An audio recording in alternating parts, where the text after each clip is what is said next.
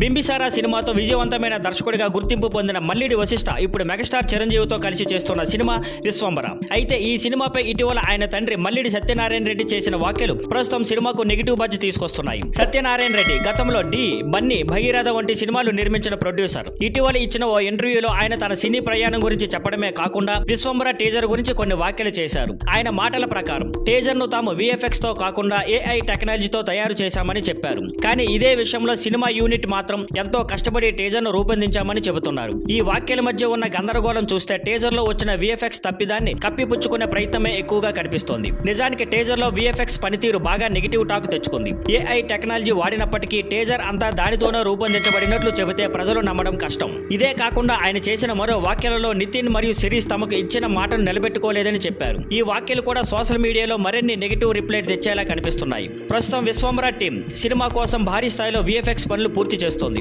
July నెలలో సినిమాను విడుదల చేయాలని ప్లాన్ చేస్తున్నారు. మళ్ళీ సినిమా సక్సెస్ కావాలంటే వశిష్ఠ తన టాలెంట్ తో నిరూపించుకోవాలి. అయితే ఇలాంటి టైంలో దర్శకుడు తండ్రి ఇచ్చిన ఇంటర్వ్యూలు సినిమాకు మేలు చేయడం కన్నా నష్టం చేస్తున్నాయనే అభిప్రాయం ఇండస్ట్రీలో వ్యక్తమవుతుంది. Thank you for watching. Please like, share and subscribe.